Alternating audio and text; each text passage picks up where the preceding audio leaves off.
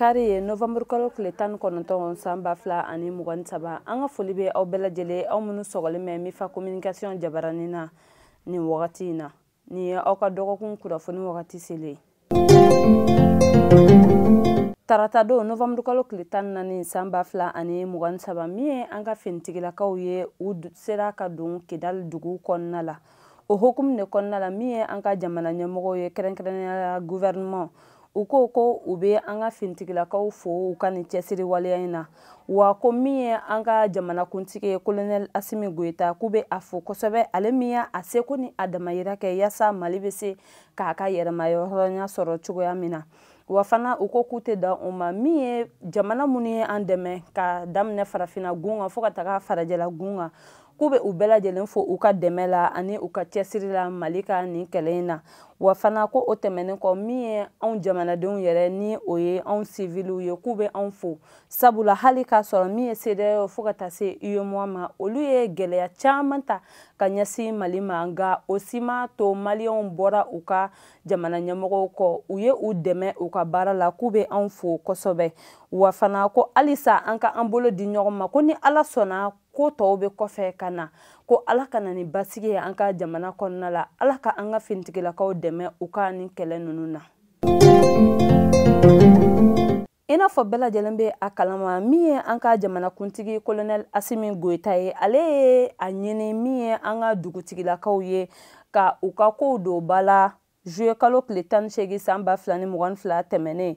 o première édition yɛrɛ kɛra novembre kalo tile 11 san 2022 u ye kumasen min ta o kɛnɛ kan o de ye min ye an ka dugutigiw ye ko u jɔyɔrɔ ye mun de ye bɛn ni kelenya ani basigi ko la ani jamana yɛrɛ ka tagaɲɛ kɔnɔna fana na wa min ye a deuxième édition ye o kɛra novembre kalo tile 11 tɛmɛnen n'o bɛnna sibiri ma san 2023 o kɛnɛ kan min ye maa caman u tun bɛ kumasen min tun talen bɛ u fɛ o de kun ye ko min ye an ka dugutigilakaw ye ko u jɔyɔrɔ de ye mun ye yaasa kɛlɛ in bɛ se ka ban cogoya min na ani fana maaw bɛ se ka sigi ka bɛn ka fɔ kɛ cogoya min na wa u ma da o dɔrɔn ma u ye baara caman de boloda nin kɛnɛ kan yaasa maaw bɛ se ka u yɛrɛ nisɔndiya cogoya min na novembre kalo tile 11 ani a 12 san 2023 CICB kɔnɔna la min ye filaw ka jɛkulu ye ni an b'a fɔ o ma ko association culturelle capitale Pulaku olu ye barolasigi min kɛnɛ kan u ye wele bila jeunesse Guinea dɔgɔn mɔgɔw ma ka u kɛ invité d'honneur ye u ka ni barolasigi kumasen kun tɛ dɔwɛrɛ min ye sifinnakaw ye ko u jɔyɔrɔ de bɛ se ka kɛ mun ye bɛn ni kelenya ani basigi ye u bɛ se ka mun fɛɛrɛ de kɛ yaasa basigi bɛ se cogoya min na ka na an ka jamana kɔnɔna la wa maaw bɛ se cogoya min na ka sigi ɲɔgɔn fɛ i n'a fɔ a kun bɛ kɛ cogoya min na kɔrɔlen ayiwa ni barolasigi in yɛrɛ kuncɛli la min ye hakilina 13 ye u jɛra o de ma wa o kɛlen kɔfɛ min ye jeunesse Guinea dɔgɔn mɔgɔw ka représentant ye ale ye kuma ta ale ye a yira an ka jamana ɲɛmɔgɔ fo ka taga se Mali bɛɛ lajɛlen ma ko a bɛ welewelemada kɛ ko k'a sababuya kɛ min ye dɔgɔnɔw ye ko u sɛgɛnna wa ko min ye filaw fana ye ko u sɛgɛnna ko ale kɔni bɛ min dɔn ko min ye maramafɛnw ye ko o tɛna se ka nin ko in ban ko min ye sigikafɔ ye ko o dɔrɔn de bɛ se ka nin ko in ban ko an ka an bolo di ɲɔgɔn ma i n'a fɔ an tun b'a kɛ kɔrɔlen cogoya min na yaasa an ka ban Maliba bɛ se ka diya cogoya min na o b'an na tan an ka kɔkan kunnafoniw na novembre kalo tile 11 san 2023 tɛmɛnen min ye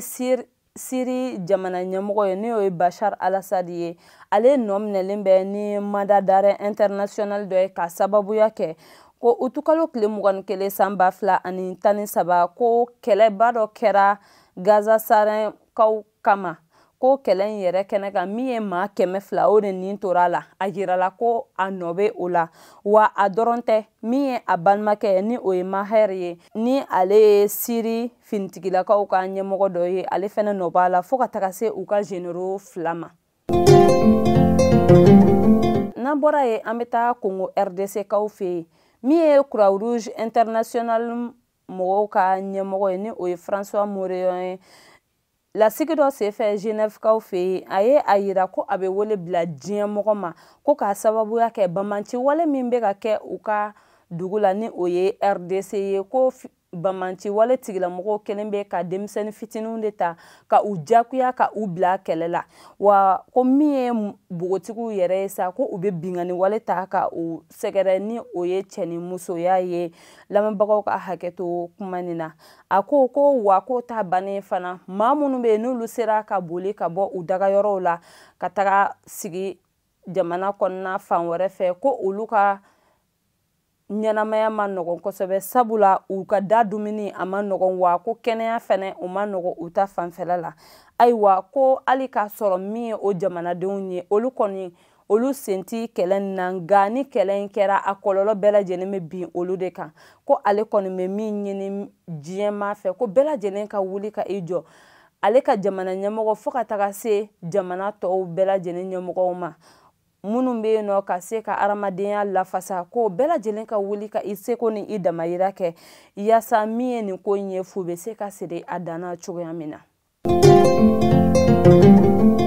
O b'an segin ka na an ka ba Maliba kɔnɔna la cɛkɛda min sigilen bɛ ɲɛnaminimafɛnw ko kɛlɛli la an ka jamana kɔnɔ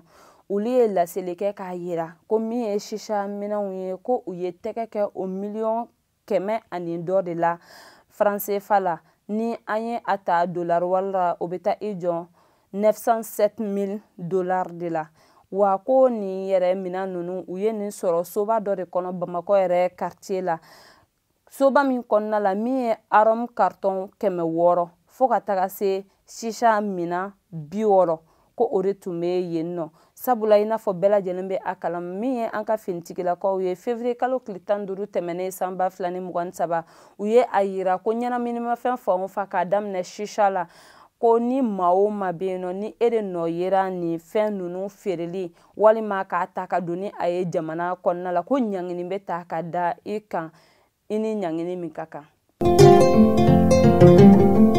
N'o bɔra yen an bɛ taa ɲamakɔrɔkaw fɛ yen ɲamakɔrɔ Zirabakɔrɔ mɔgɔw ye tɛgɛ kɛ maa fila la minnu fɔlɔ ale sisan bɛ taa i jɔ san 39 na filanan ale sisan bɛ taa i jɔ san 45 la ka sababuya kɛ ni maa fila ninnu tun bɛ Ala de minɛ ka u yɛrɛ kɛ Edem baarakɛla ye ayiwa min ye nin quartier mɔgɔw ye olu de nana bɔ u kɔrɔ ma u ye tɛgɛ kɛ u la u ye fila di u ma fɔlɔ yanni u ka o di an ka finitigilakaw ma nin wagati in na min ye an ka polisilakaw ye olu ye tɛgɛ kɛ u la u ni ɲangini min ka kan u bɛna taa o da u kan.